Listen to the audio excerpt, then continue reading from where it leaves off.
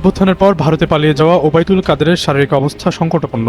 কার্যক্রম নিষিদ্ধ আওয়ামী লীগের এই সাধারণ সম্পাদককে কলকাতার অ্যাপোলো হাসপাতালে ভেন্টিলেশনে রাখা হয়েছে। বার্ধক্যজনিত একাধিক অসুস্থতার কারণে বেশ কিছুদিন যাবৎ শয্যাশায়ী ছিলেন ওবায়দুল কাদের।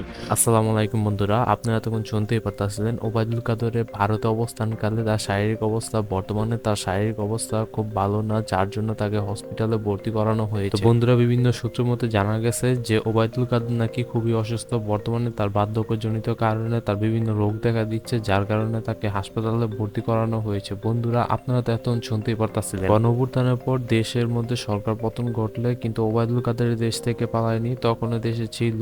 এর 3 মাস পর দেশ থেকে ত্যাগ করছিল ওবায়দুল কাদের। বন্ধুরা, আপনারা তো জানেনই কলকাতার মধ্যে ওবায়দুল কাদেরের বসবাস বর্তমানে রয়েছে। তো দেশীয় সম্প্রচার মাধ্যম চ্যানেল 24 এর এক প্রতিবেদনে দাবি করা হয়েছে 2 জানুয়ারি আচমকায় তার শারীরিক অবস্থার অবনতি ঘটে। কলকাতার বাইপাসের ধারে অ্যাপোলো হাসপাতালে নিয়ে যাওয়া হয়।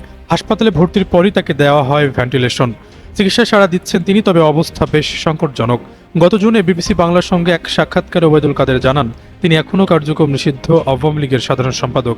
বন্ধুরা, বর্তমানে তার শারীরিক অবস্থা অতটা ভালো না, আর এই কথাটা যে কতটুকু সত্য এটা এখনো যাচাই করা হয়নি। বন্ধুরা, আপনাদের কি মতামত তা অবশ্যই জানাতে পারেন কমেন্ট বক্সে। বন্ধুরা, এতটুকুই জানা গেছে ওবায়দুল কাদের সম্পর্কে। তো বর্তমানে তিনি এখন কোথায় আছেন এটা কেউ শিওর দিয়ে বলতে পারতেছেন না, কারণ বর্তমানে ভারত তাকে লুকিয়ে রাখছে। আর আপনারা তো জানেননি তাদের নিজের স্বার্থে তারা লুকিয়ে রাখছে। তো বন্ধুরা, এই হইলো কথা, আর এই হইলো ভারতে অবস্থানরত ওবায়দুল কাদেরের শারীরিক অবস্থা নিয়ে কথা। বন্ধুরা, আপনাদের কি মতামত তা অবশ্যই জানাতে পারেন। বর্তমানে এরকম নিউজগুলো চারদিক দিয়ে ছড়িয়ে যাচ্ছে এবং কিছু কিছু ভুয়া নিউজ এরকম চারদিক দিয়ে ছড়িয়ে যাচ্ছে। তো বন্ধুরা, সেগুলো থেকে আপনারা বিরত থাকুন এবং সর্বদা চেষ্টা করুন যতটা যাচাই করে তারপর কথা বলার। তো বন্ধুরা, বর্তমানে তার শারীরিক অবস্থা নিয়ে এই হলো ভিডিওটি। দেখা হবে নতুন কোনো ভিডিওতে। সে পর্যন্ত ভালো থাকবেন। চ্যানেল নতুনের সাথে থাকলে চ্যানেলটা সাবস্ক্রাইব করে দেবেন। তো আল্লাহ হাফিজ।